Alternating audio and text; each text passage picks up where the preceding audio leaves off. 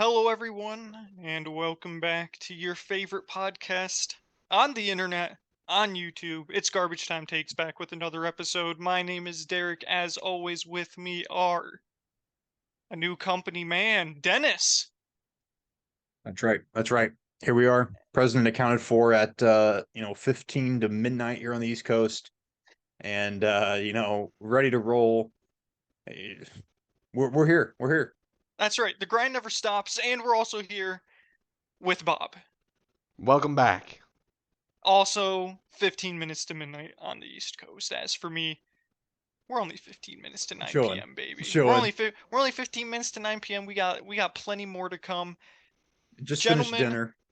that's correct. I did finish dinner a little over an hour ago. It's a late night out in the streets of Tucson. I tell you what, boys. I think you can guess why I wore this specific hat this evening. I don't think there's anything else to start off with than the NFL schedule release. The NFL schedule was released today, and your and my Detroit Lions are going to open the season in Arrowhead in Kansas City, Missouri, Thursday night football to kick off the season. Bring them on. Bring them on. We want Kansas City to be the best. You got to Beat the best. To be the champs, you got to beat the champs. And we've got an opportunity to do that. Bob, your thoughts on the Lions opening up the season at Kansas City on prime time for all of America to see and witness the Detroit Lions play football.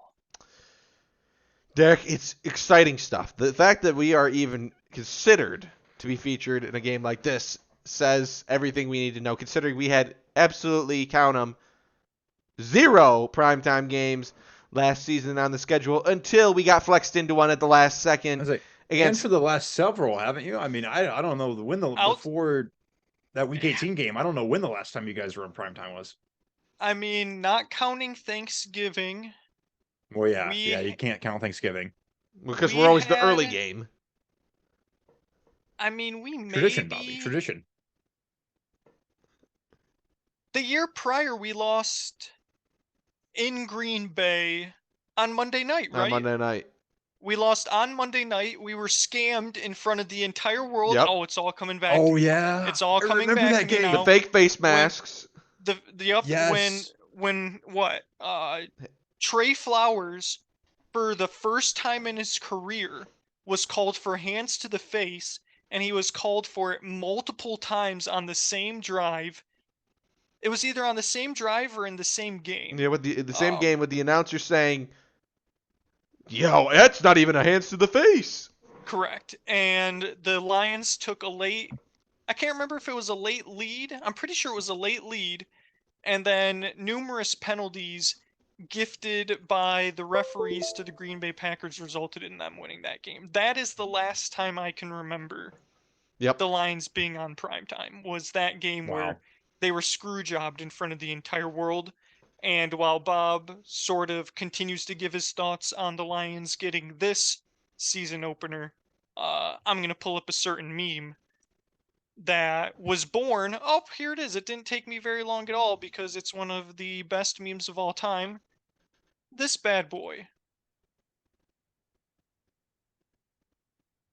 This bad boy right here. The refs doing Oh, the no. Lambeau leap. Oh no, The not ref the doing refs the doing the Lambeau Lambeau leap. leap. Yep. Oh That meme was born that night when the Lions lost on Monday Night Football to the Packers. I mean, always nice to take a trip back down memory lane. It's very important for context in this situation because it says a lot about how far the Detroit Lions have come. You could say, on the one hand, we're going to be in the first primetime game of the year, starting off the season. On the other hand, you could say the NFL may be trying to put the Lions back in their place by trying to put them against the Kansas City Chiefs. But you know what? I'm not scared of the Chiefs. And you know what? I'm going to say the same thing. I'm saying it now. If you're a fan of Garbage Time Takes, I've already preluded this to my co-hosts. They're not going to be surprised by this.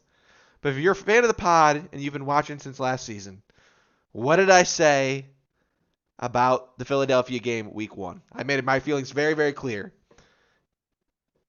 It was the same thing that Derek basically reiterated from the start. Every season, in recent memory, the Detroit Lions have had a game early in the season, even dating back to the Matt Patricia era, where they would play a very big team, and it would kind of feel like, you know what? The Lions would put out everything they had for that game, and they would come up just short. And then it would feel like right after that, a precipitous decline would hit, as if like they put all their chips to the middle of the table for that one game, and as soon as that folded, the season folded. And so I said last year, we have to beat the Philadelphia Eagles. We have to show that we've cleared the hump and we can get it done. This is another excellent opportunity in week 1. Both teams, first game of the year, coming off rust, not much time to build rapport and game action. This is the perfect time to strike and land a decisive blow against the best team in football, arguably, and show the NFC North as well as the rest of the world and all of the SOL Lions fans, I see you out there and you're disgusting. Correct. That the Detroit Lions are here to stay. And we deserve primetime games.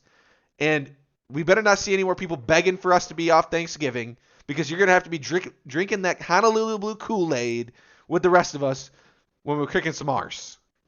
That's Thank you. right. Dennis, I'll get to you in a second. Sure. Bob, it was extremely serendipitous. Those of you who don't know what that word means, feel free to look it up. It was extremely serendipitous that you brought up the Matt Patricia era and the Lions' history of having games early in the season where they play really, really well, Yep. but do not get the job done. Yep. Against the Chiefs. There it was. Bob, I mean, this I told you guys before the pod that I had something special pulled up, because Bob was, but before I talked to him before the pod, Bob was a little shaky on the Lions getting to open in Kansas City. Yes. And so I said, Bob, I got something for you. I'm gonna save it for the pod. I right got some there. content for That's you. it. That's This one of the games right here, one of the worst Lions teams in franchise history, which is saying a lot because we've been bad for a very long time.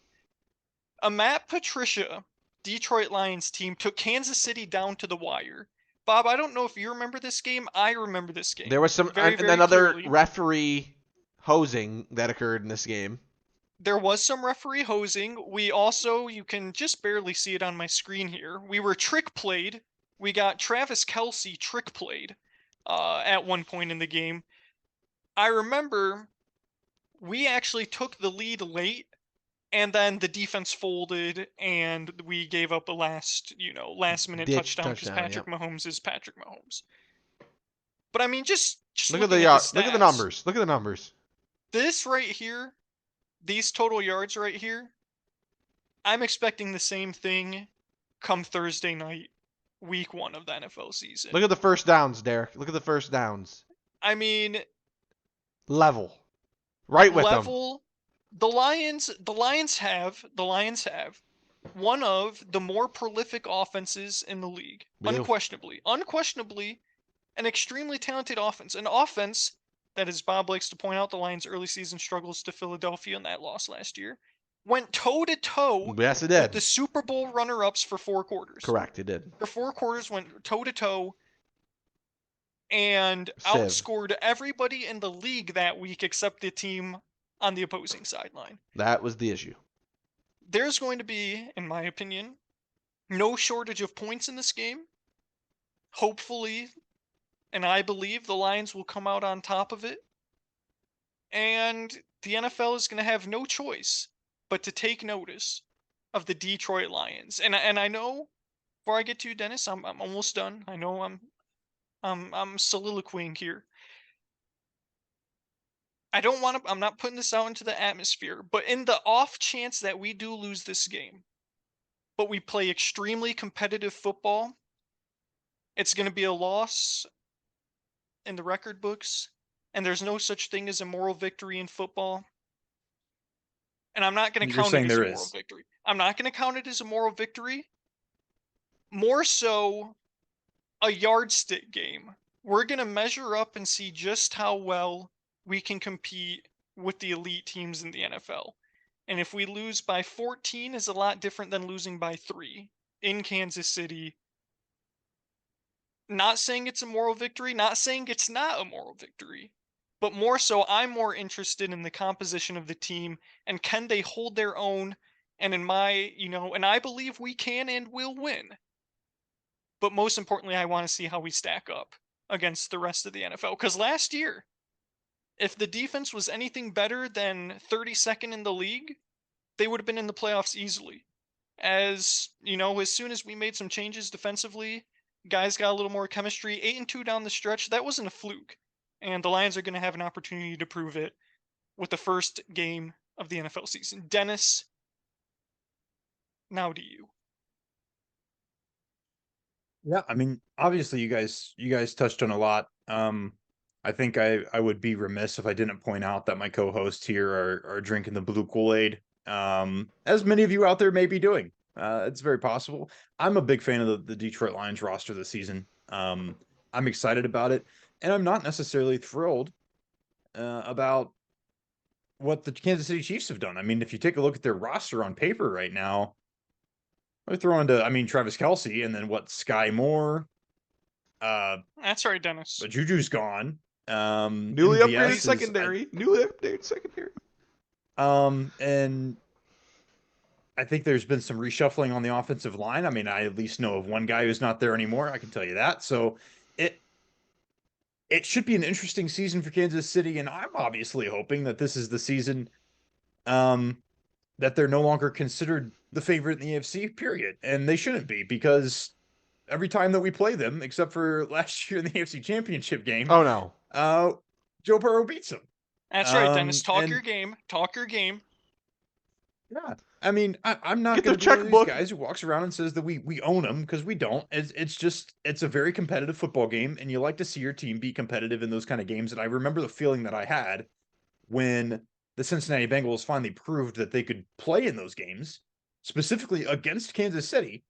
And so I hope that you guys get to feel that week one. I really do, in prime time. I'm probably not as bullish on the matter as you guys are, but that's okay. I'm not Oh no. a born and raised Detroit Lions fan, so I would like to think I'm a little less skewed in that regard, but I'm still excited about the opportunity that you guys have, because I think that ultimately it is a chance for you to show that you belong there, and we'll see what happens. Dennis, thank you for your support. We appreciate it.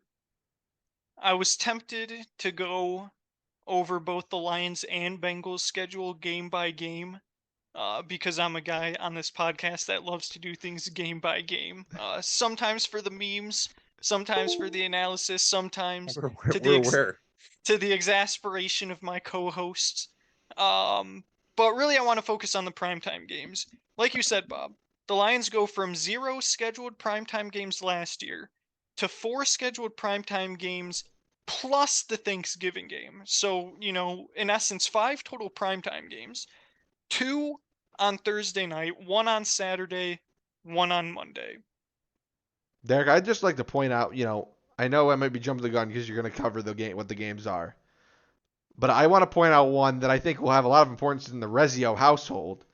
That'd be taking place on December 30th. Correct. A barn burner. Correct. That is At a Saturday Jerry night World. game. At Jerry World. I mean, Derek, tell me there's going to be some money on that game between you and your brother. Something. There's got to be some lumber laid. I can neither confirm nor deny the laying of lumber. But it is over the Christmas holiday, December 30th. It is a Saturday night game. Yep. We'll see how everyone's travel schedules line up, but that could very well be a contentious Saturday night on New Year's Eve. Derek, does Chase listen to us? Chase does not listen to us as far as I'm aware. Come on. He Oh does man, not I was gonna listen say to us this as is far as I'm aware. the opportunity to test him. Well, This I is the mean, opportunity to, if he says that he listens anyway, but if he doesn't, it's a moot point. Yeah, I don't believe he listens. I'm not sure Dang. he's still aware that we run the podcast still. But that's besides the point. Besides the point, that'll be a good game. I'm hoping for a good game. The Lions always get screwed in Jerry World. It would be nice if Dallas had to come to Detroit for once. Because we actually beat them when they come here with almost regularity. Uh, in fact, the last time the Lions won a playoff game, Pontiac Silverdome, 1991, their opponent, the Dallas Cowboys. My parents went. Cool story. But yeah, Bob, we get 4 primetime games. The aforementioned Chiefs game to open the season. We get the Packers, interestingly, on Thursday night. Not sure why the Packers are getting primetime games because they're going to blow cheeks. The Saturday night game late in the season at Jerry World. And a very weird, Yeah. interesting Monday night game against the Raiders at home. I don't really know what's going on with that. Monday night's I'm always not. weird. I always feel like Monday night is a little odd.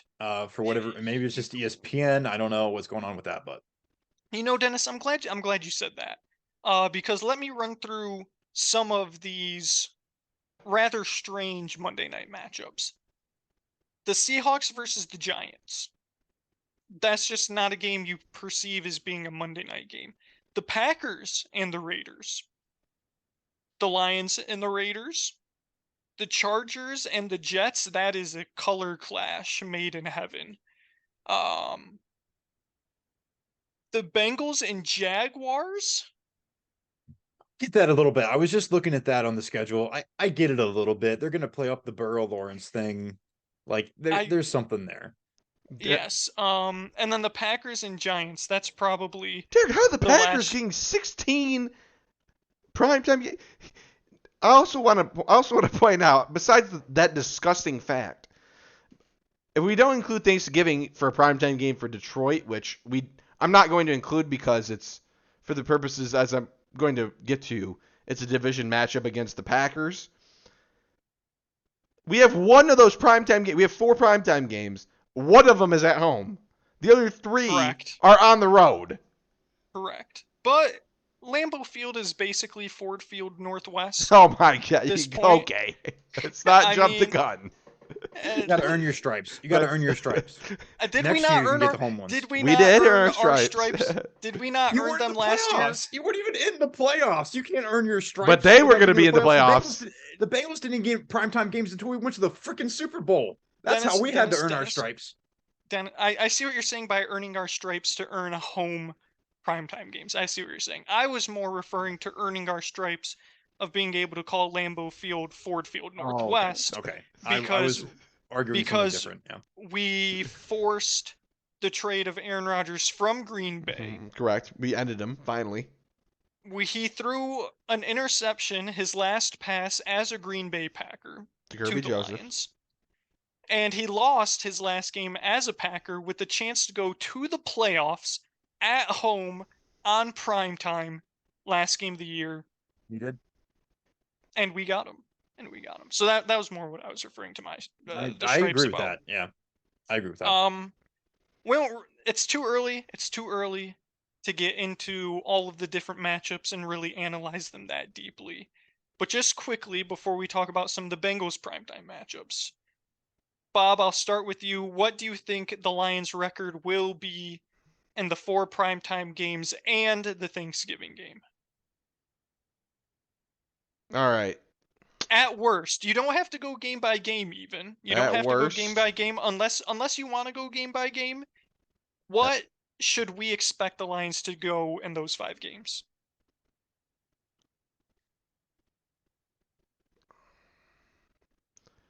Four and one. 4-1. 4-1 I with like a it. worst of 3-2. I think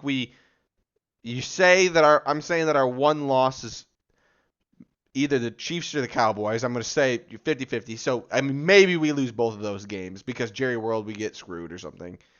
But we beat the Packers we're going to beat on Thanksgiving. That's going to be our first Thanksgiving win in like 17 years. It'll be a Something long time. gross. I don't know, forever. The Raiders we're going to beat. I mean, come on, we're going to beat the Raiders. Jimmy G. Jimmy G. Am I missing out on? Don't overlook it. I don't think I'm missing out on another one, am I? But No, the other just Packers, the the other, Packers yeah, game. we're gonna beat the Packers game. Little preview of my insight into my predictions this season. Jordan Love, Lions all the way, baby. Agreed. Dennis, what do you think? I was actually just about to pull it up because I had only been looking at the Bengals schedule to this point. Um, As our objective, somewhat 1-4. our Kool-Aid 1-4. sipping, our Kool-Aid sipping, not necessarily Kool-Aid chugging. Unbiased, objective, third party Double fisting. Lions fan. Double fisting Kool-Aid over here. yeah, exactly. Yeah, How do you exactly. think I mean, the that's Lions do against the Chiefs, Packers twice, Raiders, and Cowboys? I mean, Derek. I think he I got us think. at 1-4. I mean, so it's just easier to run through it quickly. I'll say, I think it's a loss against the Chiefs. I'm just got to be honest about that. I think the NFL gave you the proverbial middle finger. And so I thought that was pretty I agree. intentional and blatant. Blatant. Definitely. I do think you win at Green Bay, as we just talked about, and as Derek was alluding to, and now it's Jordan Love, and that, they're going to bring him along this year, but this is not going to be the year that they have any sort of success. And I think at that point, you guys will have heated up against Seattle and Atlanta. Atlanta. We owe Seattle. Seattle, we got something for you. You can That we do. better Home believe. opener. We do can owe better Seattle. believe that. I'll give you guys Vegas at home. That's a long trip, obviously, on a Monday night Correct. game, which we touched on, which is weird. And then, or the other two, you've got Packers Thanksgiving At and Dallas? the Cowboys Saturday night. Thanksgiving. Yeah, I say you can take Green Bay again, and then I think Dallas is probably one of those games that you are coming into really hot. You should win, and somehow it just doesn't fall your way. Maybe the refs screw you over or something. So I'll give you 3-2 on the primetime games. I think that's fair. We'll take it. We'll take it. We'll take it, Dennis. Thank you Yep. for your support. You're welcome. I didn't say we were gonna go into week 1 and beat the Kansas City Chiefs. To come up here and say that the Lions are gonna go 3-2 in primetime games. Nay, I say 4-1. I'm with you, Bob. We're gonna go 4-1. If we do happen to lose to the Chiefs, I think we can beat Dallas. You can. I I just think feel we like can beat it Dallas. ends up being a trap game of some sorts. It's very difficult to win in Jerry World when the refs are on their side, and you've got to fight multiple variables when you go to Dallas. But like I said, I'm not gonna sit up here, puff out my chest, and then take a conservative 3-2. I That's agree with right. Bob. At worst, we should be 3-2. We should sweep the Packers. They should be relatively Thank you. stress-free Thank games, in you. my opinion. The Las Vegas Raiders, your arse, Jimmy G. Jimmy G's about to be exposed for not being in 2 of the most quarterback-friendly offensive schemes in the history of football, which are San Francisco and New England. He's about to be exposed for the scrub that he is. He wasn't even that good in San Francisco, which is obviously Correct. a quarterback system. Correct, Dennis. Thank you. Dennis, back to you. The Bengals also have 4 primetime games, if I looked at the schedule right. You get Baltimore on a Thursday. You get Buffalo. We finally get the primetime Buffalo matchup. Sunday night game back in after Cincinnati. Correct. After the Yeah, that'll be unfortunate yeah. DeMar Hamlin situation. You get a Super Bowl of 2 years ago rematch with the LA Rams on Monday night.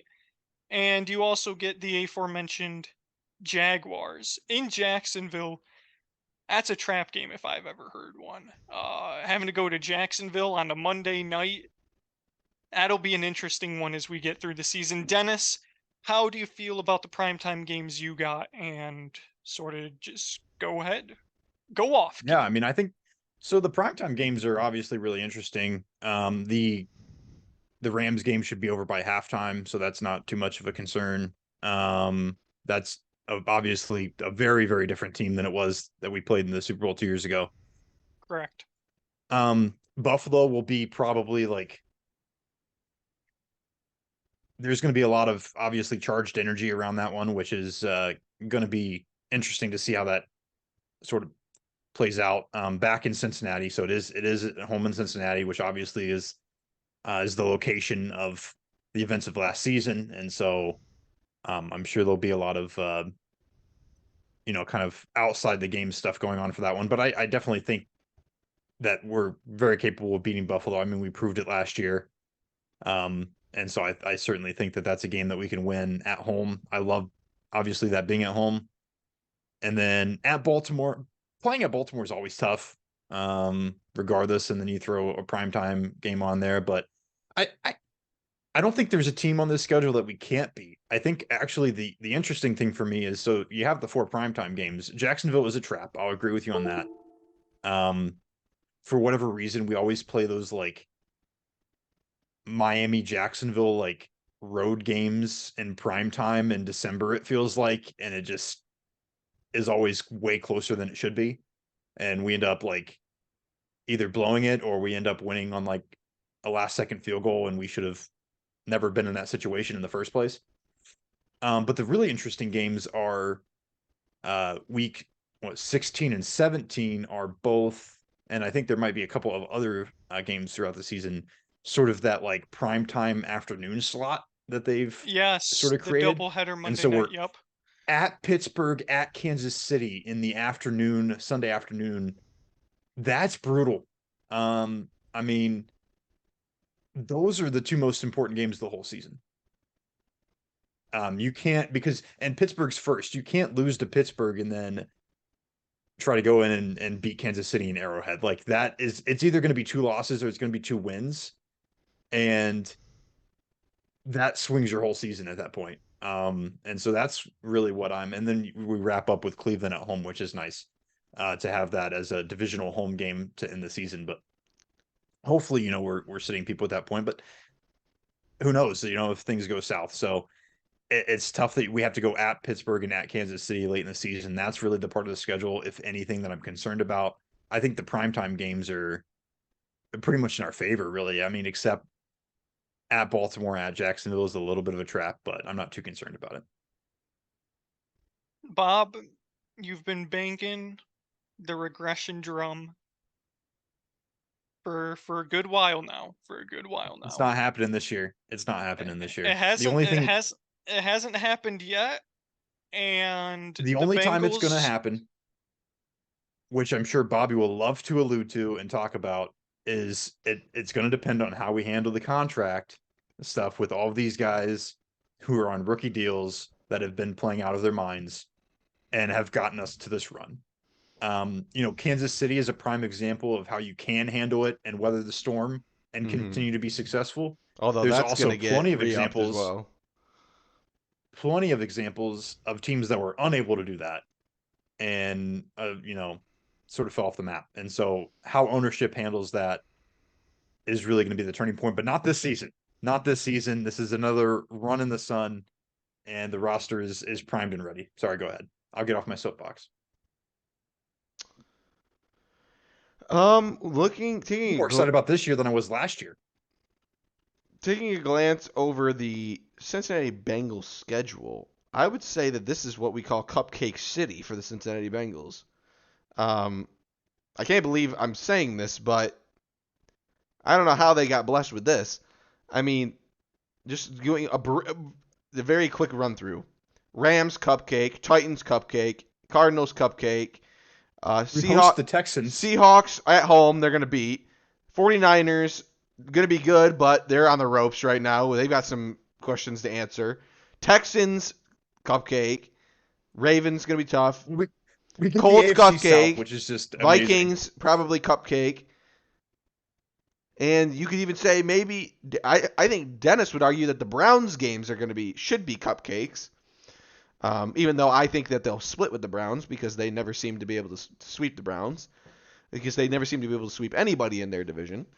But in terms of the primetime games, I think that it's a very real possibility, like you said, Dennis, that you win all of them. However, I am going to predict that you are 500. I think you will win 2 and lose 2. The first 2 I think you're going to get. In the last two, I think you're going to lose. Well, that's what I said. I said, if anything, those are the traps, right? I mean, I'm not concerned about the Rams, and I'm not all that. I mean, Buffalo's tough for sure, but I feel like we have what it takes to beat them, especially in the jungle. So I suppose I agree with that analysis, but you know, But I think it's that the it's same thing. looking I said very the Lions favorable were outside of gonna. that. Very favorable outside of that for you, Dennis. Yeah, I mean, we should have a pretty darn good record heading into that last 3 weeks of the season, and that's when it's really going to count. I think that this season for you, Dennis, just looking at the schedule. I mean, maybe this is without mention, I guess, because you can always say this, but I think that if you sweep the Pittsburgh Steelers this year,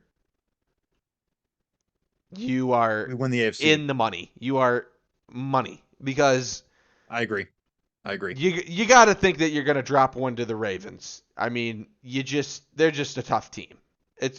You can beat them. Your talent should theoretically be able to sweep the Ravens. Lamar throwing to Odell is a combination that you just cannot be stopped. You Definitely. should be able to sweep the Ravens. No doubt. You can beat anybody, like you said. But you got to think it's going to be tough, especially, on prime time away to get it done. It's going to be a tough game. And, maybe you sweep the Browns, but I'm not predicting that. But I'm thinking pretty much all of your your random games, basically outside of Jacksonville, I'm saying you pretty much got. The nice thing, sorry, Derek, I know you haven't talked in a second. As I'm looking through the schedule again, the talk nice a thing lot. It's to okay. me anyway. Okay, cool. The nice thing to me anyway is that, as you talked about some of the cupcakes, I feel like most of the cupcakes are home games, which makes them even more of a cupcake and even more of a likelihood that we win those games. Whereas a lot of the games that were already going to be kind of competitive, maybe outside of like Arizona, are on the road. And so like it was already going to be a bit of a tougher game that we could potentially lose. And so to have some, I guess it just feels like the home games then are more in our back pocket. Like at least we're going to have those, and we're not going to like win all of them probably. I mean, that's a little unrealistic to say, but I like the way that the schedule shakes out in that regard. I mean, you start off with those two divisional games right back to back. You got to think that you're going to be able to come out and beat the Browns week 1. You just got to set the tone, I would think. Mm-hmm. You face the Ravens, which you never really know with the Ravens. It's always a tough game. At home, yeah, they at probably home, won't unfortunately be hurt enough at that point for us to wipe the floor with them. That probably won't come until like week 3 or 4. At home, so we'll say for this moment, which who knows what will be happening at this point. It's way too early. But we'll say you lose that one. You get upset at home. After that, you're going to have a chance to rip off an easy 4 in a row like after 4 or 5. I mean, I'm assuming that the 49ers will not be a pushover. Will not be a pushover. Yeah, that's not a guarantee. With the afternoon prime time. That up yet. Yeah. So, but just like that, in a blink of an eye, Dennis, you should be 5-1 in a blink of an eye. Maybe even 6-0. But that should be an easy start to the season for you. You got to think that you get a little time to get hot. You can get into that first primetime game, or sorry, the second primetime game, I guess, because the Rams is a primetime game, which is kind of weird. But you get into that second primetime game against the Bills. My only concern is you start off so hot that you just, I don't know, you don't look past the Bills, but you're just like kind of riding the high, and you just don't quite take it seriously enough. You know what I'm saying? No, I definitely. That's get way that. too early. Like this last year, I felt like that was the. I'm trying to remember correctly. I think that was like the Halloween game. Like Jamar Chase had just gotten hurt. Yep. And we had a good record, and we just got smoked because. I mean, obviously the injury was a big part of it, but the other part of it was I think we had almost just started too well. Yep. It can happen, you just get used to. You just take winning for granted almost, it seems like at that point. The other good thing, though, is there's not really a tough stretch. Like there's not 3-4 game stretch where it's like all of these are tough. I mean, you could argue San Fran, Buffalo. Okay, there's 2 in a row that are going to be a little tough. And then I would say at Pittsburgh, at Kansas City at the end is tough. But it feels like we just keep getting like breaks, like San Fran, Buffalo, Houston, Buffalo, Steelers, Jaguars, Baltimore, Colts. Pittsburgh. Yeah, exactly. Like, there's several of those in here, and that makes you feel good. Yeah, you want to be able to rally. I'm done. I don't got too much to say on the Bengals. Like I said, there'll be plenty of time, excuse me, to talk football as we gear up towards the season, so I don't want to get too many of my takes out of the way. I will say I expect the Bengals to go 3-1 in their primetime games, mostly because there's so many trap games in there. Like Kansas City is a very winnable game, and at the same time, Kansas City is also Kansas City. Baltimore on the road, very winnable game. At the same time, it's Baltimore on the road. And the aforementioned Jacksonville game, I don't really know what to make of Jacksonville. They sort of snuck into the playoffs last year, but the Lions beat the brakes off of them. And I don't know really how much better they got. It's a game that on the surface doesn't seem like the Bengals should really struggle with that much, but you never know. You never know, but I do expect the Bengals to win 3 out of the 4, and it certainly would not surprise me in the slightest if they were to go 4-0. The other thing I wanted to briefly mention, Dennis. Yes, sir. You are a working man now as soon as you graduate, and you do have some schedule flexibility. The Cincinnati Bengals make a trip out to State Farm Stadium Arizona. Sunday, October 8th. I tell you what, Dennis, October is a very, very, very nice time weather-wise in Arizona. Tickets on NFL.com, Ticketmaster Exchange, $79 each, the cheapest. Pre-fees, I don't know what they are with fees. The app I use that builds all the fees into the prices has 2 tickets for $84 a pop. So just something to keep in mind, Dennis. Something to keep in mind. Yeah, I'm The I'm weather. booking Spirit Airlines right now. Let's Eh, do it. I've got a spare room. This room that I'm sitting in right here is where we hook up the queen-sized air mattress for our guests.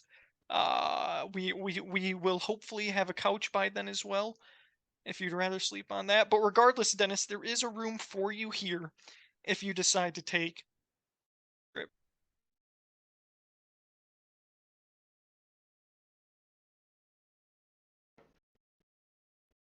And Bob, I would have said the same thing for you, but unfortunately, this is the one year that the Lions don't come to Arizona in the past 4 years. Which Yeah, So no Bobby can kidding. just come watch the Bengals. That's true. I mean, Bob, you're more than welcome to come too, if you're so inclined. Spirit Airlines, Dennis. They do. That's right, baby. They do run. Spirit. I That's right. mean, Maybe I could even drive up to D-Town or GR, fly out of there. Allegiant runs some pretty cheap flights out of GR. I checked them Ooh, Allegiant, before. baby. There we go. There we go. That's- GR Phoenix, baby. I mean, I you want to feel talk like- about When we get cheap? the direct. I feel like That's Allegiant right. is a very $100. dangerous game. I feel like Allegiant is a very dangerous game. I Bobby, mean, what did you fly Frontier or did you fly Spirit? I flew thought Spirit. It was one of those. I flew Spirit. Spirit, yeah. I mean, Detroit, you- Philly, baby. Spirit gets too much hate. That's all I gotta say. you have more. Did you have to check a bag? Heck no. Well, see, that's Him with the where shirt on his back. you have more Not courage than I barely, to barely. you have more courage than I to fly Spirit, Bob. I'll tell you that much. But yes, open invitation to make a trip. I out. appreciate that. I think it's And I there think we it's go. that that PhD stipend at Arizona that's really talking right there, Dennis. What do you think about that? I tell you what, I'm gonna say, the hey, the PhD stipend is nothing impressive. I'll tell you that much. if I'm being a little ambitious, maybe at that point, save a little bit from this new gig, and I'll be flying first class, maybe out to Arizona. I mean, we could be. Okay, Dennis. Okay, Regular though. spring. Hey, That's right. that's what we like to hear. Bobby's face. Bob, I can assure man. you, it is not Jack the Harlow PhD. out there. Jack, I can assure you, Bob, that the PhD stipend would not be paying for my $84 ticket. That would be Ashley's public teaching salary. Yes, Would yes, the be- very lucrative public teaching salary. Yes, Derek. Well, it's In nearly double comparison. my In it's comparison. nearly double my salary. So we'll take it. We'll take it where we can get. Well, Derek, it's infinitely more than my Hey. salary. Bobby, if we go out there, That's true. that's fair enough. If we go out there to Arizona, we could actually do a podcast on Pacific time. Whoa. Mountain Correct. time. Wow. Or Uh, mountain time. When sorry, when right. does the time Wait. change? I would say it depends, right? 'Cause Close. It'd be Arizona's close. wonky. Yeah, It would be Dennis, right around there. Dennis, you're our meteorologist. Surely you remember what days the time zone changes. No, because it's not actually on the equinoxes, which is Hmm. dumb. Because that would be the Let's- 21st of October and April, respectively. Daylight savings is the first Sunday in November, so you would still be on Pacific time. All right. Ah, There we right. go. In October. There we go. Perfect. So yeah, We're all Oh, over oh. it. just know, I would come up to Phoenix to come get you guys. And we Derek can would go- Derek would go out of his way to make the I would say, what is that? the What is 1 that, hour an hour? drive Is to that- Phoenix. It's two. Oh It's wow, two. two Dennis. Oh, it is too. Okay. It's Dennis, two. we're You know, taking the shirt on our backs on Allegiant This was Spirit- across the country, maybe even Spirit across the country, a backpack, with a couple of pairs of underwear in it, and We got laundry. we're calling it a day. And Derek's gonna drive the old blue bomber Uber. up from. Meet us halfway. he's gonna Uber us in on Ashley's new lucrative public teaching money that she's Teaching. making, and that PhD 6 figures. Yeah, Oh, man. yeah, more like 6,000 is what it feels like. But yeah. Other than that, I won't make full season predictions at this point, just because it's too early in the season. You never know, freak injuries could happen. Wouldn't wish that on either of our teams, of course. So we'll save the full schedule breakdowns as we approach the season. But I don't know, Bob. It feels good. It feels good to be on prime time. It does. Dennis, I gotta ask: Is Spirit Stop laughing. is Spirit Airlines an honorary winner of the week preemptively, Dennis? Yes. We'll bring it back up at the end of the episode. The Spirit Airlines, definitely winner of the week. Definitely. Mark it down. Wow. That's too good. Honorary winner of the week. Does Spirit Airlines have a first class?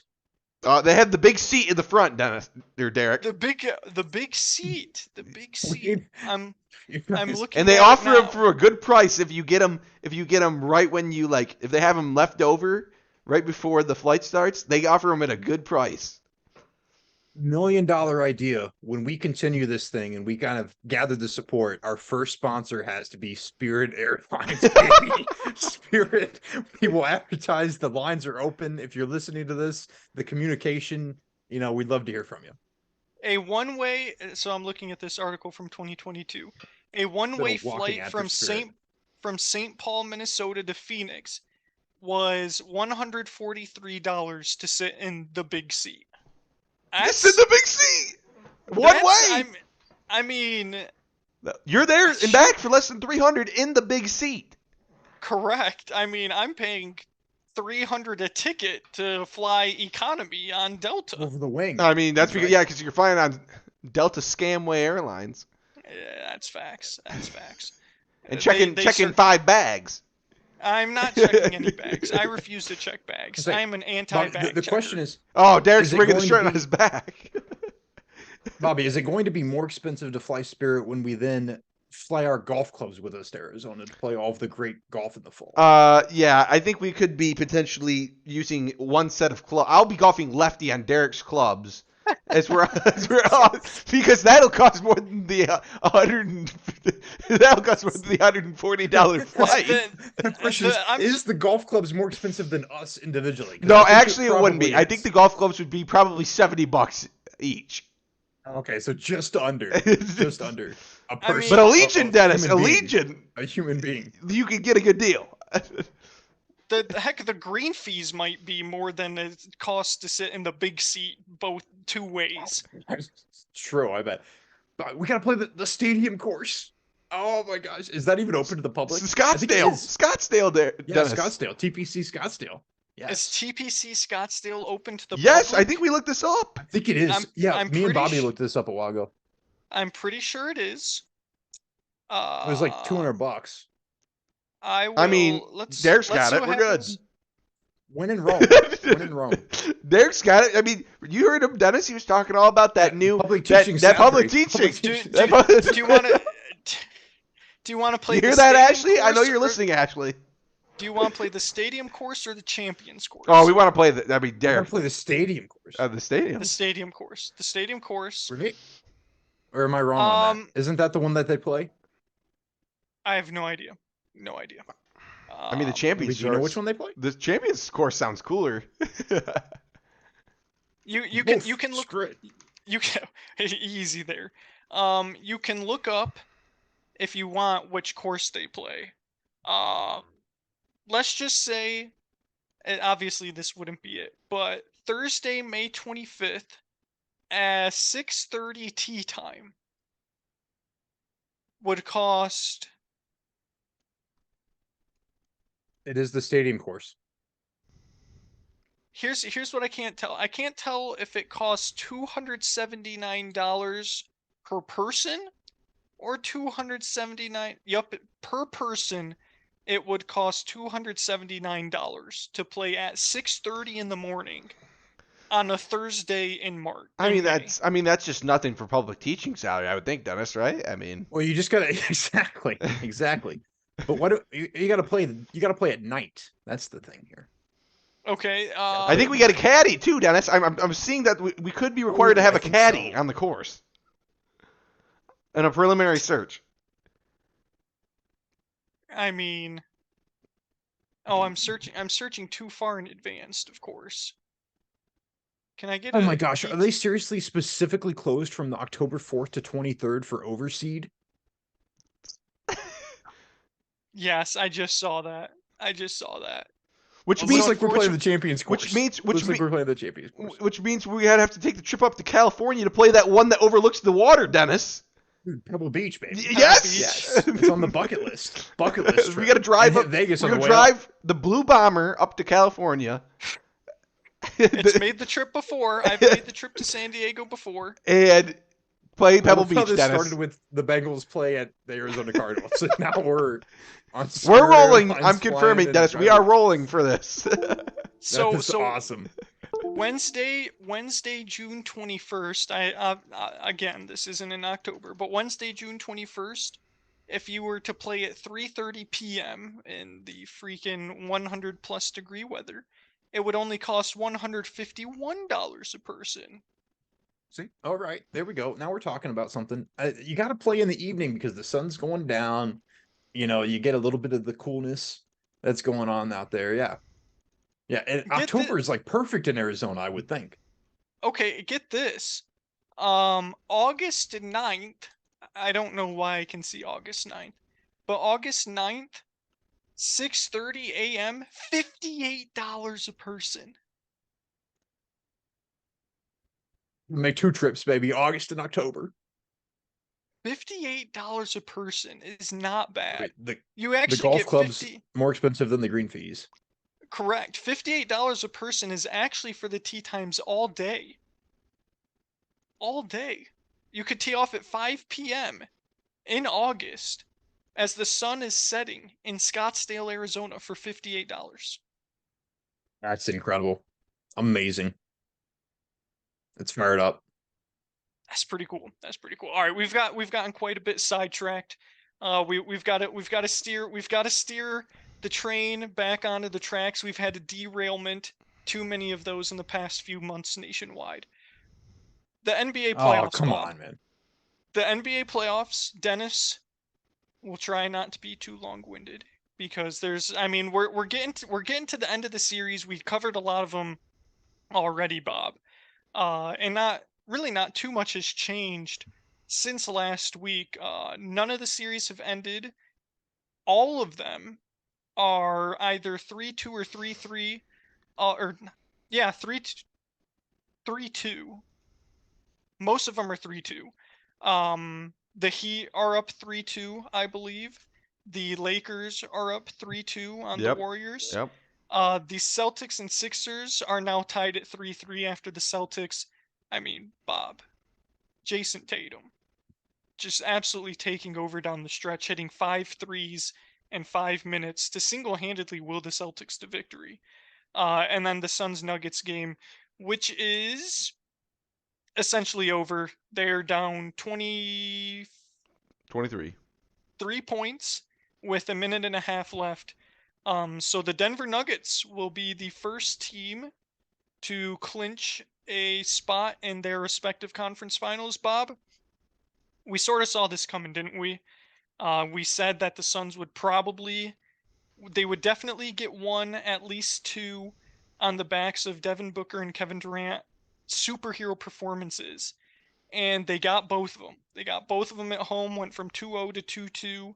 Devin Booker was shooting like 70% from the field at one point. Him and KD combining for over 80 points in both games. But then going back to Denver, it was just too much. And tonight, DeAndre Ayton not even playing because his ribs were bruised or some weak excuse like that. Really, the story of the series, Bob, Nikola Jokic just absolutely dominating every single game, and especially in games 5 and 6. Yeah, another triple double tonight for the Joker as well. 32 points, 10 boards, 12 assists with three steals and a block on top of that. Just imposing his will on both ends of the court. Game has just went final. The Nuggets are going to win 125 to 100.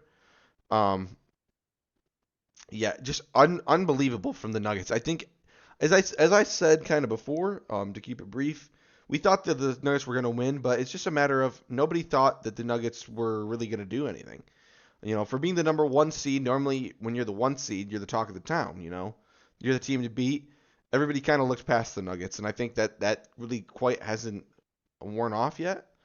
Um, and they're playing with another level of confidence. At least the Joker is. He looks like he's on a mission. You know, he didn't get that MVP this year, but you know what? He's coming for that Finals MVP because he's going to be there by heck or high water, as they say.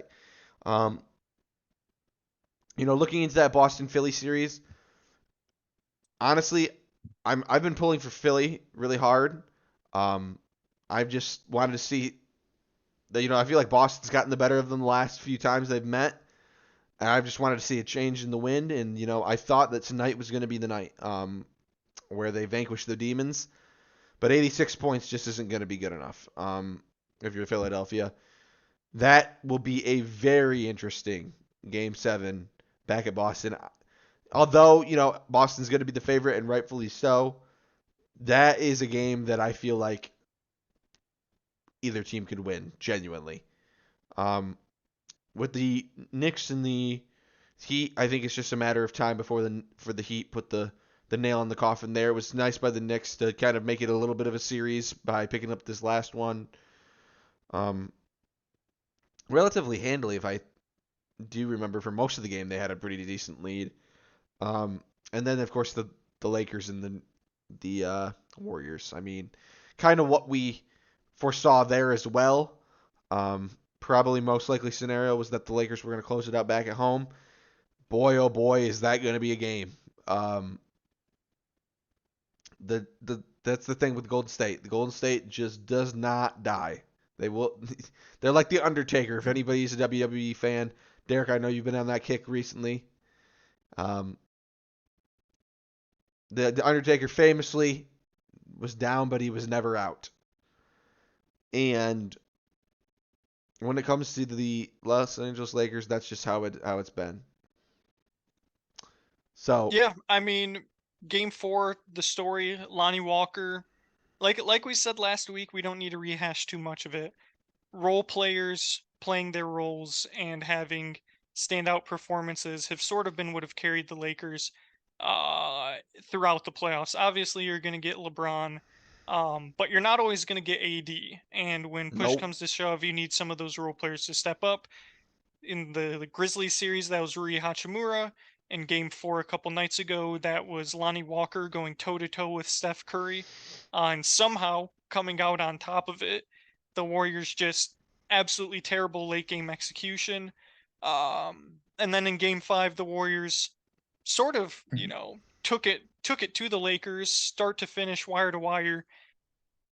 Even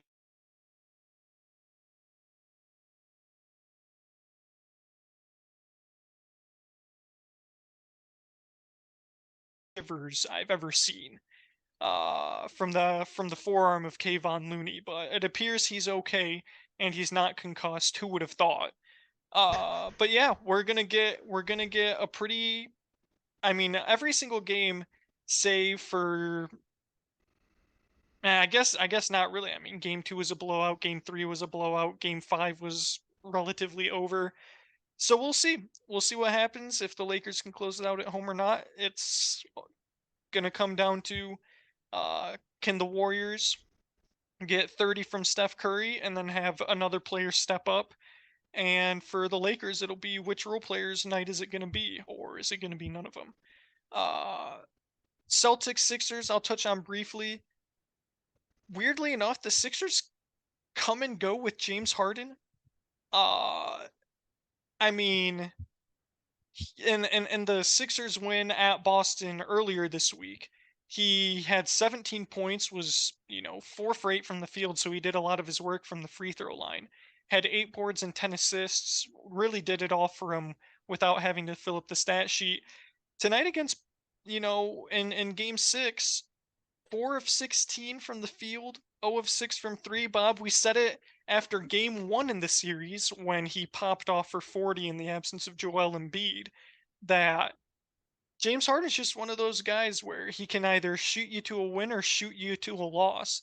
And the Sixers are going to need game 1 and Game 3 Harden, and not Game 5 and not Game 6 Harden. But I've actually been the opposite. I've been rooting for Boston just because I despise Philadelphia sports in general. It's just the way it is. You guys remember I was rooting against the Phillies, much to Dennis's disdain. I was rooting against the Eagles to my own disdain, because I didn't want to see the Chiefs win another Super Bowl, but I couldn't stand to see Philadelphia be a champion, and it carries over into basketball as well. I don't care much for Boston, but I care significantly more about Philadelphia losing. And then, yeah, that's the Heat and Knicks. I'm with you. I think the Heat probably wrap this one up when you guys are watching this video tonight in Miami. As Shaq famously said, I'm sure did you guys see this? Shaq said that the Knicks should only bring one pair of clothes. Yes. And Chuck and Kenny were like, "What are you talking about, Shaq? They've got to go home." And Shaq's like, "No, no, no. Bring one pair of clothes and stay in Miami." And I don't know if Shaq was a little bit confused. Originally it didn't make much sense as to why he said only bring one pair of clothes, because usually you say that to like the team who's got to go. Yeah, the team that goes on the road and then immediately goes back home. But Shaq was using it to say that they should stay in Miami because Miami's a lot nicer than New York at this time. Regardless, I agree with him. New York's going home either way, and the Heat probably close it out in 6. Bob, one last thing, and then we'll switch over to Dennis for the NHL. Who do you think is going to be the finals matchup? I think right now, if I had to put my money down, I know this is so cliche, but I'm going Boston, Denver. As am I. Boston, Denver. As am I. I don't want to do that because it's like the 1 seed, matchup. But I don't think the 76ers are going to knock off Boston realistically in the Game 7, and I don't think the Heat will have what it takes. Although I could be wrong. They have looked hot at various moments. They go and come with Jimmy Butler, and Jimmy Butler could keep them in it because the Boston Celtics don't necessarily score a lot of points. The Correct. Miami Heat don't either. But you know what? That keeps you in the game. And I think that Denver will just be too much For either team. for either team. I like the Lakers' chances better than I like the Warriors' chances. As do I. Because if you thought you were gonna have a problem, the Warriors were gonna have a problem with AD, which they have at points. But imagine a guy that is just as good as AD, if not better, and shows up every night without regard. So that's what they're gonna have. Can Kayvon Looney get it done? I would think not. And then it's just a matter of Jamal Murray. Jamal Murray is gonna do something. You got KCP that's more than willing to run around and guard Steph Curry, and then a whole lot of other guys that are long. MPJ. MPJ is a great matchup for Andrew Wiggins. Another guy built almost exactly the same, probably the guy, the prototype of that player. But the thing is that the Nuggets just have more options to go to after that. And I think their starters are better anyway, so I would just go Nuggets, and then we'll see what happens at that point. We'll make our predictions probably next week around that. Yep. Yeah. Finally, yeah. I'm with you. Nuggets, Celtics. Pretty much don't have anything else to add from what you've already said. Dennis, the NHL playoffs. You are our resident NHL man. We've got a series that finished tonight, Dennis. A series has finished. Please tell us what it We was. do. Yeah. I don't even know how I got to this point too, because like just the resident NHL expert somehow, and I like don't watch a lot of regular season hockey. I should, because I enjoy the sport. I think it's a lot of fun, but I don't. But definitely have gotten into the playoffs. Absolutely. If you've been listening the last couple weeks, you've heard me talk about that. The Carolina Hurricanes tonight have secured their spot. I'm sorry, Bobby, in the Eastern Conference Finals. They've taken care of the New Jersey Devils, and they pretty much control that entire series. It was a crazy series, Dennis. They It was a blowout slaughtered every single game. Every single game Yeah. was a blowout, There were except no of close course, games. for tonight's game that ended in overtime. But 5-1 Hurricanes, 6-1 Hurricanes, 8-4 Devils, 6-1 Hurricanes, and then all of a sudden everyone decided to play defense, and the Hurricanes won 3-2 in OT. Yep, exactly. A lot of blowouts, but it did feel like Carolina was just straight up the better team of the series. Obviously, the first one to punch their ticket, so that is indicated by that. We also had the Dallas Stars beating the Kraken tonight to take a 3-2 lead. And that will go back to. Will that go back to Seattle? Yes, it does. It goes back to Seattle on Saturday, for Game 6, and so that's obviously going to be a must win for the Kraken. Unfortunately, I think they're probably You don't say, Dennis. You don't say an elimination game is a must win. Oh yeah, did I say that? Oh crap! You said my bad, you my said bad. this was a must win for Seattle, and I was like, it's yes, it's it is, 10 Dennis. it's 10-1. It's 10-1 AM. Yeah, no, it is definitely. Yeah, that was a mistake. The other series, man. The Florida Panthers are, I guess, legit. It's not over yet, but they've looked really good. I mean, they jumped out to a 3-0 lead, and then I think barely lost to 2-1 Toronto tonight. the other night. Okay. Yep. 2-1. So that series is at 3-1, and I mean, it's in Toronto for Game 5. If the Panthers don't put it away, then they go back to Sunrise for Game 6, and I gotta think it's ending then. So Probably. Toronto, who I believe was the favorite to win the cup after the first round when they, reposted the odds, Oh wow. is on the verge of elimination by the Florida Panthers. And then the series everybody loves, and the one that probably will go 7, the Edmonton Oilers and the Vegas Golden Knights, baby. Tied up at 2. They play in Vegas Friday night. That would be tomorrow night. And that series has been wild, just as every series Edmonton's been in the entire playoff so far has been. Last night, I don't know if you saw it, I'm spoiling a little bit of later content, but the last 5 minutes of that game last night, there was 69 penalty minutes, I believe, they ended out.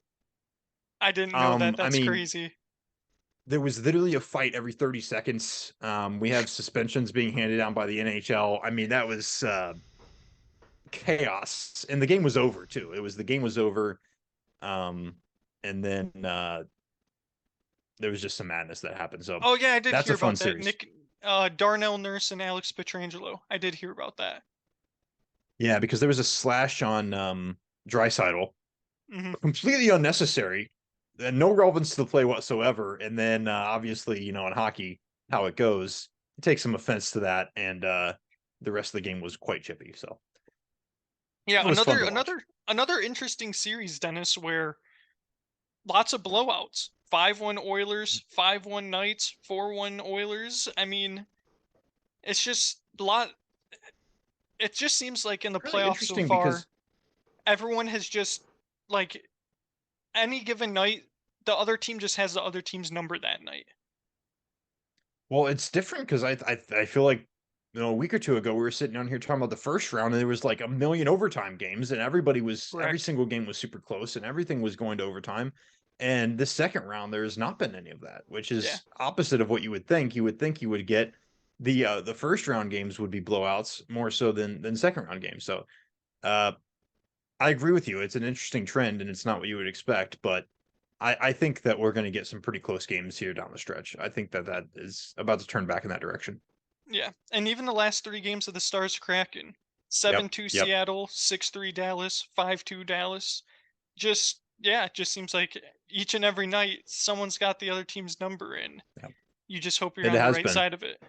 I guess I have to modify my NHL Yeah. finals prediction. But not too much. Because I said that the winner of the Hurricanes Devils series was likely going to come out of the East, and that the winner of the Oilers Golden Knights series was going to come out of the West. The Oilers are still alive, thankfully, but now that just means I get to slot the Hurricanes in. And Dennis, I don't know how, deep you are into hockey lore, but Rod Brind'Amour, Dennis, Rod Brind'Amour, the coach of the Carolina Hurricanes, also won a Stanley Cup as a player with the Carolina Hurricanes. I did not know that. If the Hurricanes win, do you build a statue for him this offseason just like that? I mean, Oh my to win gosh, a you might Stanley have to. Cup as a player and a coach, unprecedented. I would say, how many times has that happened? Like, legitimately, I wonder. That's a good trivia question there. If it ever has, I don't know. Let's find out. But There's one person who has won a Stanley Cup as a player, coach, and general manager. That is wow, Jack Adams, who won the Stanley. Get this: the Detroit Red Wings. The Detroit Red Wings was Jack Adams' team. He won 7 Stanley Cups with the Detroit Red Wings. wow.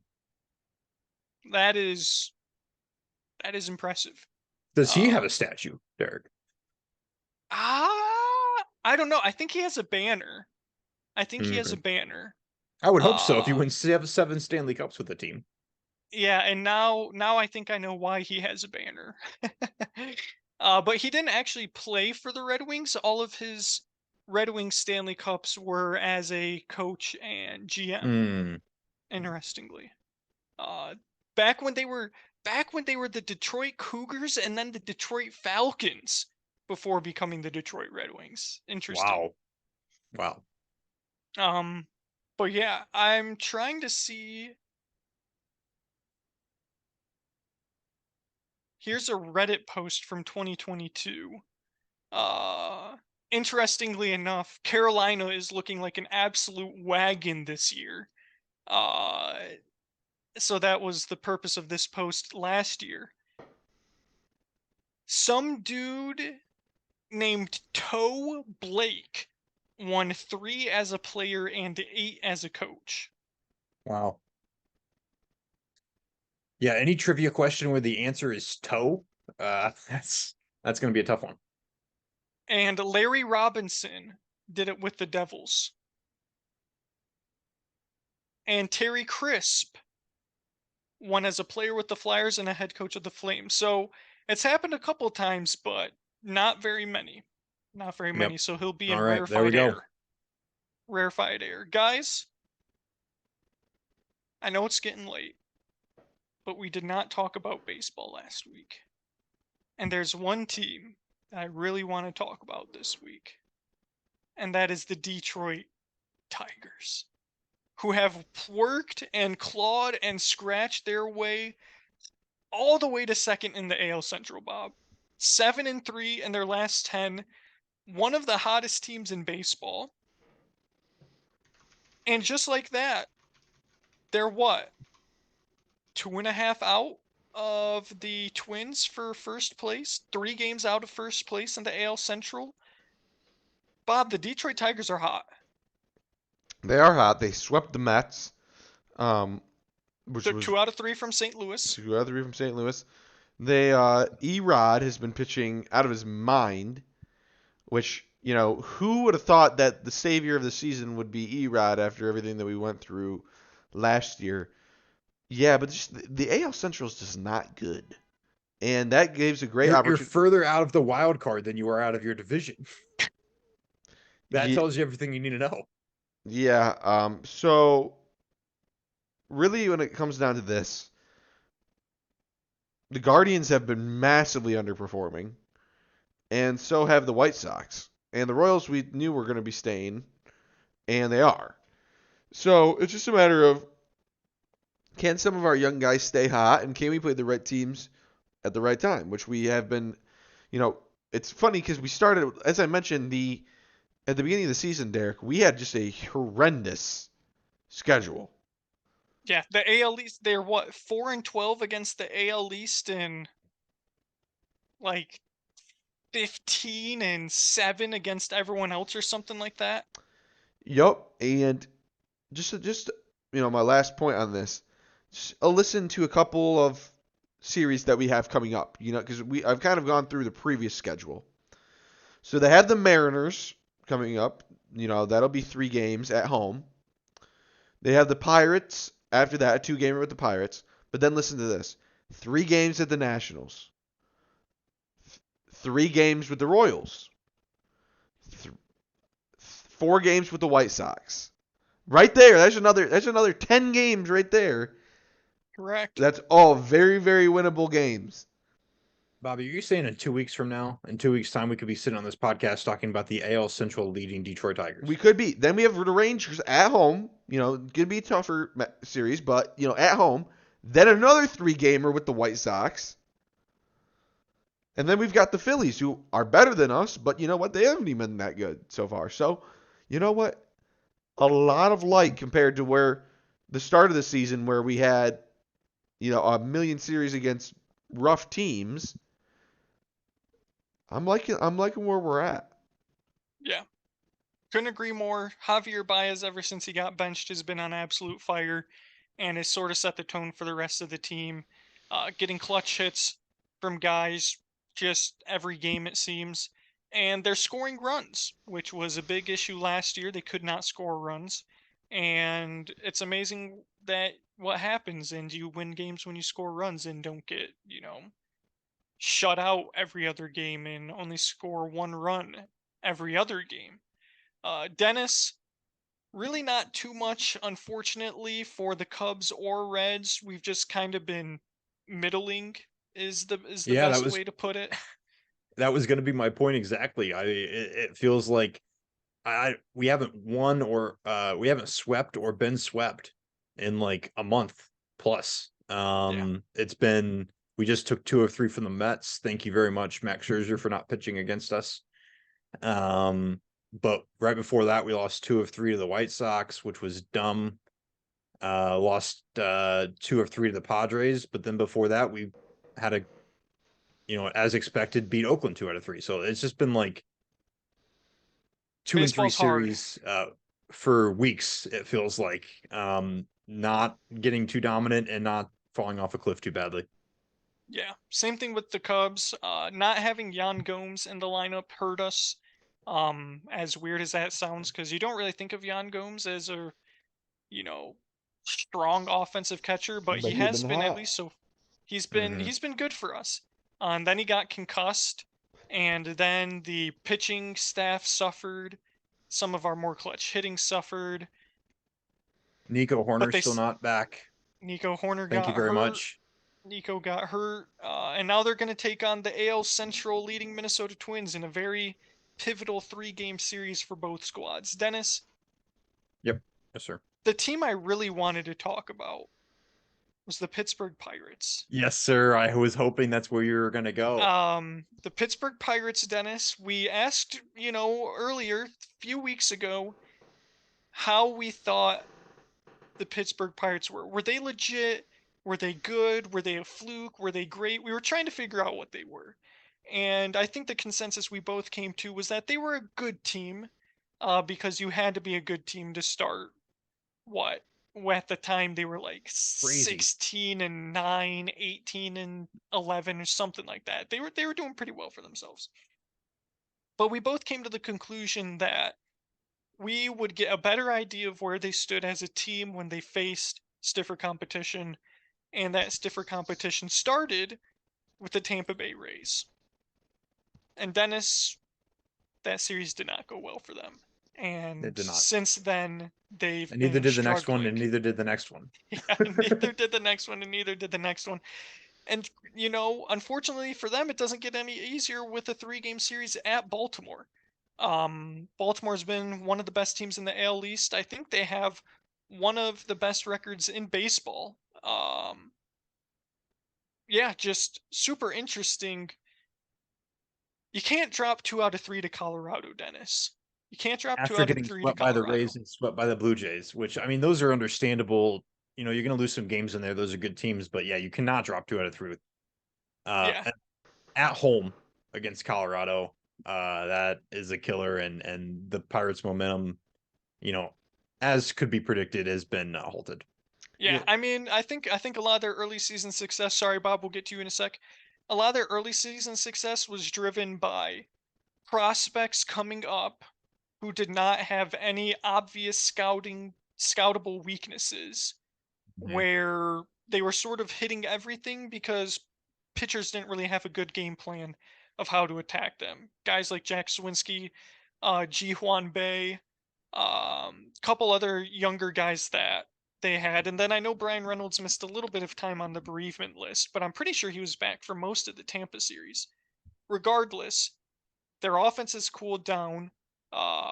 Just for reference, 4-1 Rays, 8-1 Rays, 3-2 Rays, 4-0 Jays, 8-2 Jays, 10-1 Jays, 2-0 Pirates, 10-1 Rockies, 4-3 Rockies. You're not going to win many games only scoring 2 runs. And ever since their offensive outburst against the Nationals, who suck, they beat them 16-1. They've really struggled to score, and I think some of that can be attributed to teams starting to figure out their younger players and where their weaknesses are. I completely agree with that, and I think that is a very real fact. I've seen that time and time again with the Cincinnati Reds, that players get brought up, have a bit of success.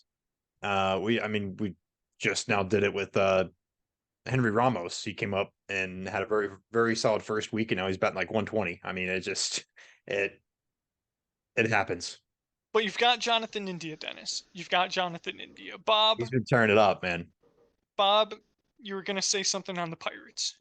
Yeah, I was gonna say I'd just like to point out for everybody that cares that the one time the Pirates did win was a complete game from Mitch Keller, which I had to face in fantasy baseball. So thank you, Mitch Keller, for your service. Yes. I don't have anything else to add. We've covered the 4 major sports, covered the biggest news with the NFL schedule dropping, and until the series wrap up, there's, not really too much to add for the NBA and NHL. So without further ado, everyone's favorite segment that we all know and love, winners, losers, right bench baller. Dennis, let's kick it to you for your winner of the week.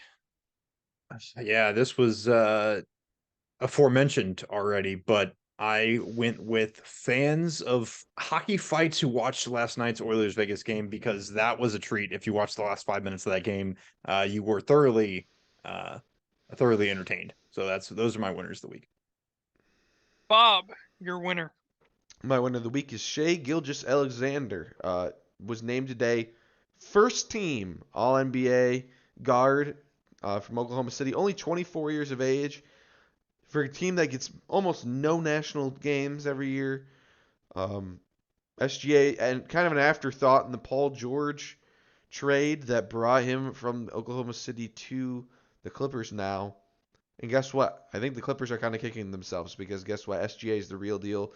And you kind of came out of nowhere this season.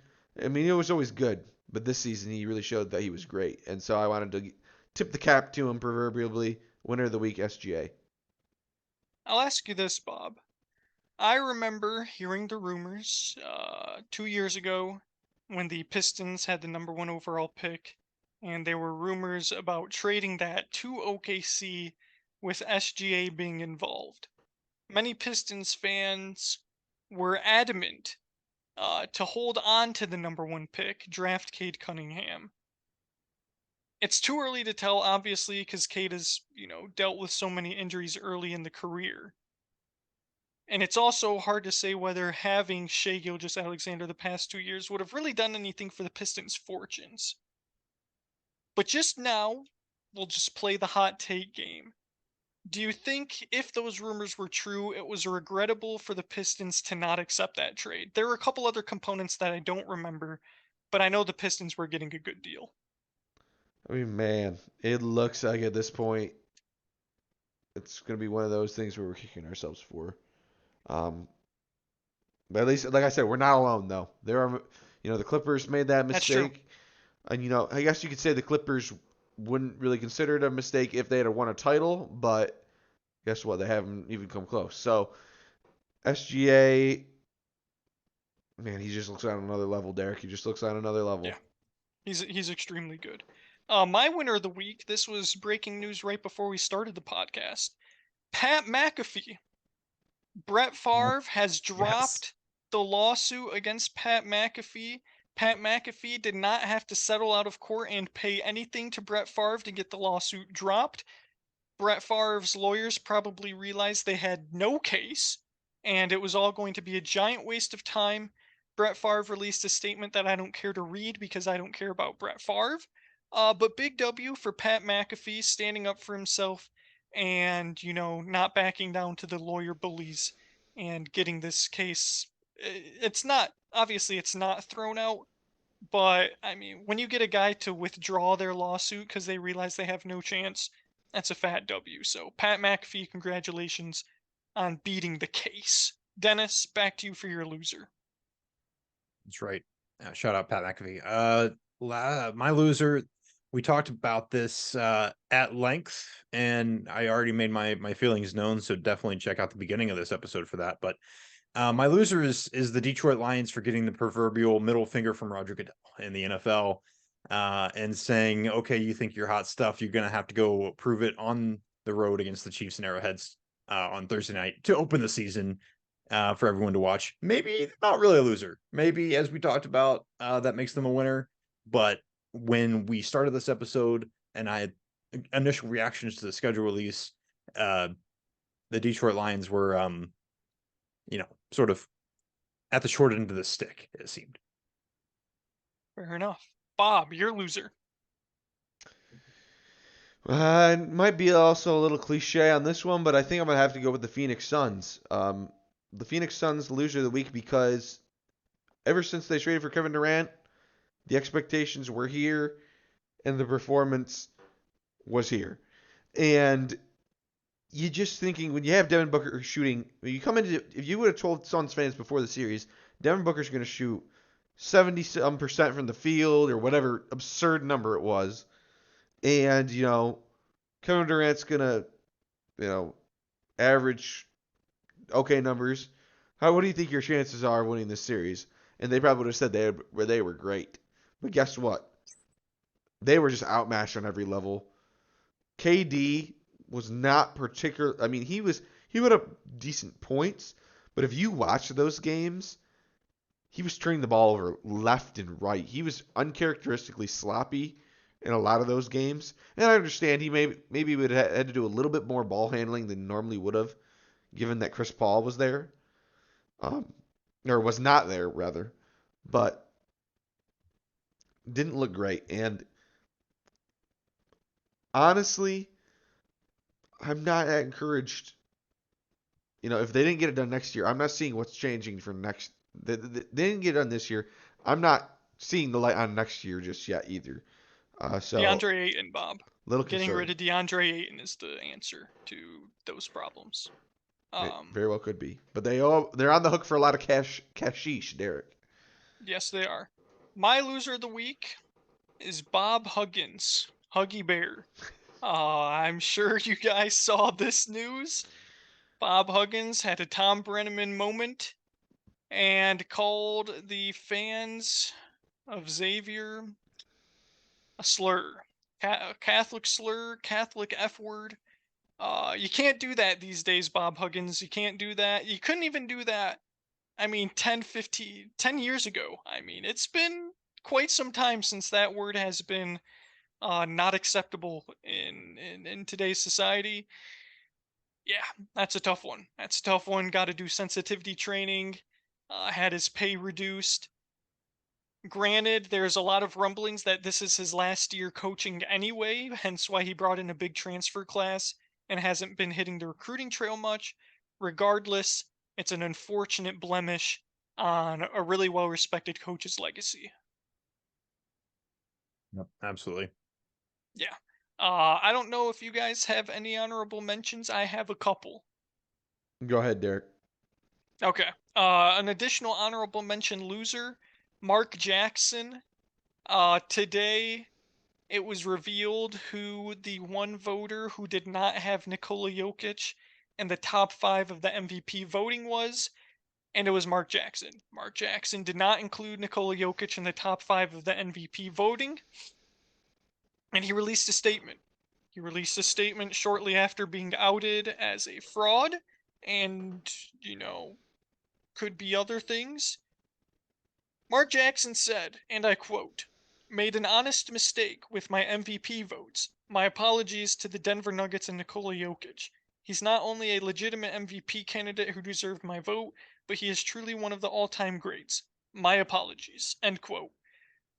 Bob, can you remind me how you forget about a consensus top 3 MVP candidate for the duration of the season? You just don't, and that's what you call a boneheaded mistake, and potentially a cop out and bold-faced lie.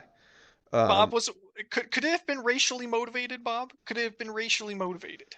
I don't want to go there, but I certainly He, questionable voting on the ballot. That is for sure. his 5th place vote went to Donovan Mitchell. Come on. What are we doing here?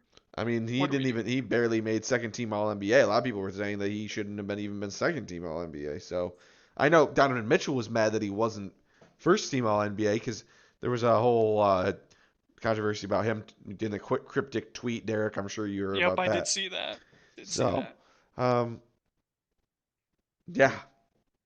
that's all Yeah. I really got to say.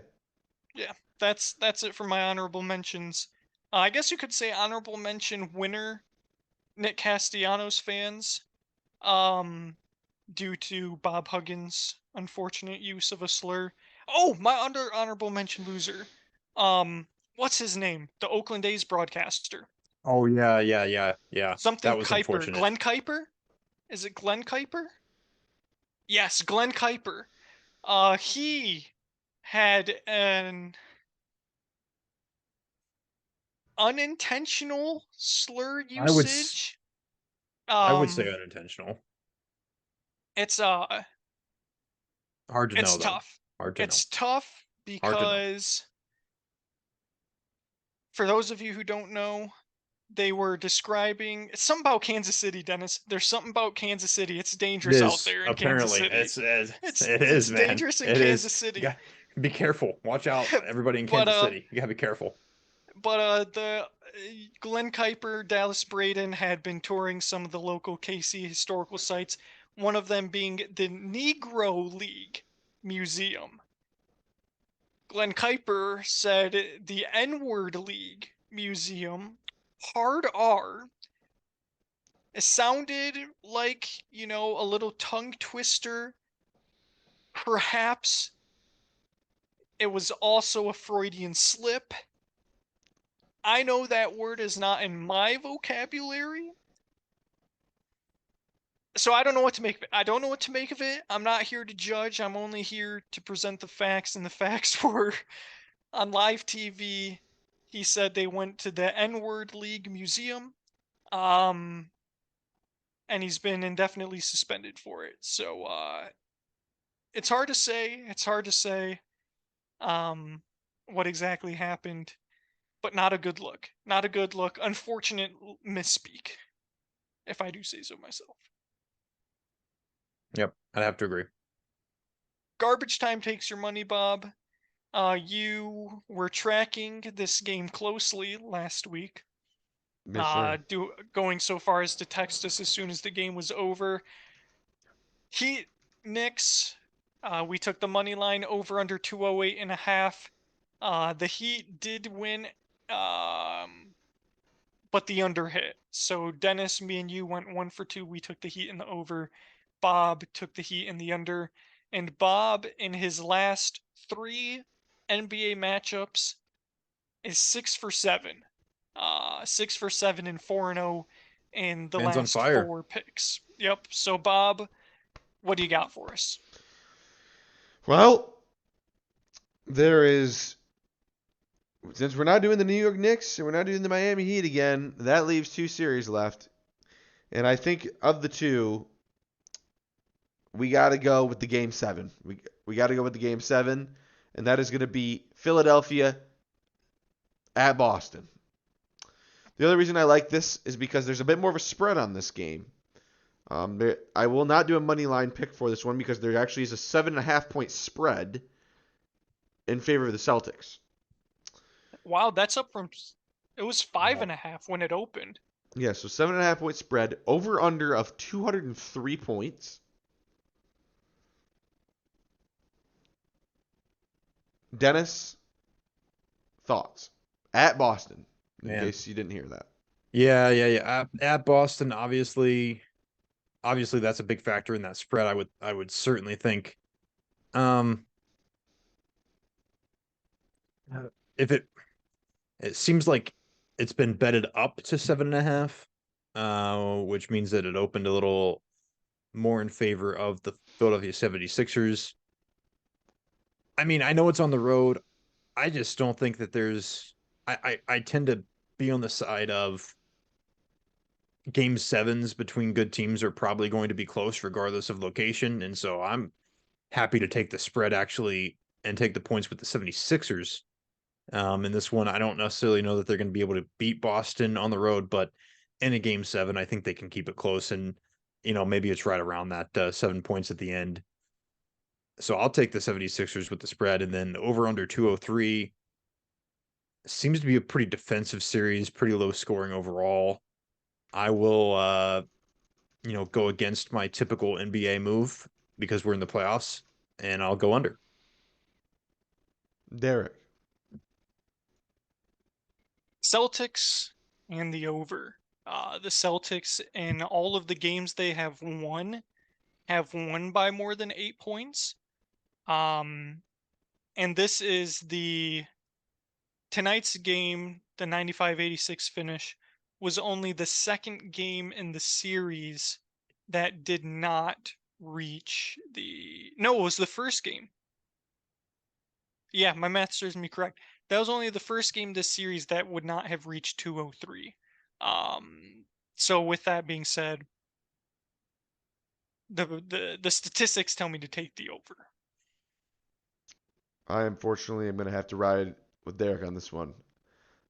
I really hope the 76ers win, but I think that this is just out of reach of the 7.5. I think the over hits as well. I think that it's going to be a little bit more of a fast-paced game than this one was tonight. I think that the 76ers needed to take their shot tonight, and James Harden just couldn't get it done for him. I think James Harden will show up in this game, but it won't be enough. Fair enough. Are we doing right bench baller? I think we skipped it, didn't we? Oh, I skipped right bench baller. I did skip it. Unbelievable. My apologies. I guess 10:20 is a little late for me too. Oh my gosh. Yes. Yes, right bench baller. Thank you, Dennis, for pointing that out. Go ahead and start it off. Yeah. I'm gonna be living in the world of baseball. I'm gonna go with Nick Pratto, first baseman. Got called back up by the Kansas City Royals on April 28th, and since that time has been hitting 400 in the last 7 days. 7 hits, 2 home runs, 10 RBIs. I'm assuming there's going to be a lot of call ups and back downs for the Kansas City Royals this season, but he's certainly making the most of his current opportunity. Bob, you're right bench baller. I'm going with Malcolm Brogdon. The man has been on fire for this Boston Celtics. This series they've been playing about a 7-man rotation most of the time, I think. At least tonight, I think that's what they stuck with. He's been one of the two off the bench, him and Derek White. And if at least if memory serves me, for most of the series. And he's had 20, 23, 15, 19, 7, and 16. So he's been in well above double digits for 5 of the 6 games.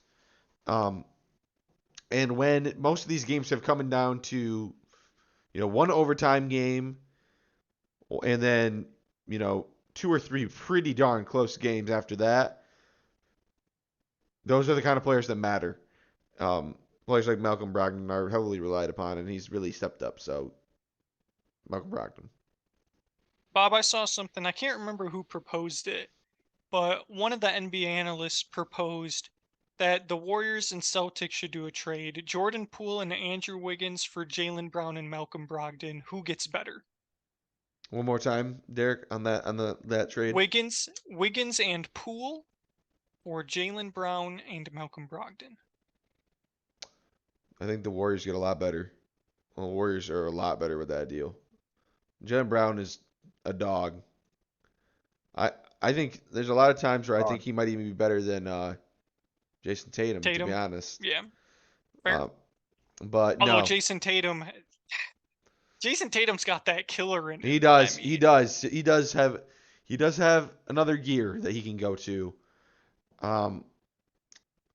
Yeah, it would just be really interesting if that trade were to happen, and not to go into depth on hypotheticals, but those would be like there'd be the guard lineup for the Warriors would be just clogged up the wazoo. But it would be really cool. Maybe you even ask Clay to come off the bench. Maybe you even ask Clay to come off the bench and you play Jaylen Brown. Interesting. My right bench baller is going to be Lourdes Gurriel Jr. Lourdes Gurriel is a fantasy baseball legend in our league. Along with Yuli Gurriel, both of them are fantasy legends. Lourdes Gurriel and Freddie Galvis. Lourdes Gurriel playing for the Diamondbacks this year. Last week hit .571, 4 homers, 7 RBI, 8 hits, 4 walks, with a 2.113 on base plus slugging. Absolutely insane numbers. Lourdes Gurriel, my right bench baller of the week. Sorry again for going out of order. Dennis, go ahead.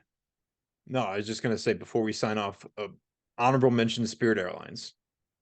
Honorable mention winner, Spirit Airlines. Last time. Please sponsor us. Please sponsor us. Please. DMs are open. How about Spirit Airlines flies out Bobby and Dennis to come see me? We'll do a live show from the airport. We'll have the Spirit lines in the background. Yeah, it'll be great. Well, you'll vlog the entire trip. Exactly. Talking about we'll talk the big about seat. How great we'll talk about the big seat. Correct. How big the big seat is. Plug the big seat. It is. Yes. Plug the big seat. How comfortable it is. How affordable it is. You don't get first class seats better than the big seat at that price.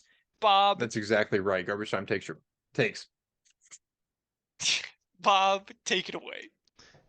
At Garb Time Takes on Twitter. At Garbage Time Takes, not your money. Garbage Time Takes on Instagram. You can find the link to our website in the description of this video down below. Please feel free to give us a like, comment, and subscribe share it with a friend. If you like any of the major sports, you know right where to find us right here in Garbage Time Takes. Couldn't have said it better myself, as always. Bob, go Lions. Go Lions, dang it. We're coming. The NFC North is ours, dang it. Chugging the Honolulu Blue Kool-Aid all the way up until September. That's correct, Derek. Starting early. Dennis, you can chug the Bengal Orange Kool-Aid as well, because I think Thank you you. guys are going to be very good. But the Yep, I Honolulu agree. Blue Kool-Aid, Bob, we're chugging it. We're chugging it. We're bathing in it. We're sleeping with it. Our blood is made of Honolulu Blue Kool-Aid. Guys, thank you so much for watching. We appreciate all the support as always. Feel free to like, comment, subscribe, hit the notification bell so you are notified whenever we post our weekly podcast and any other content there may be. Without further ado, we will see you all next week in 3. 2. 1. Peace. Peace. Peace.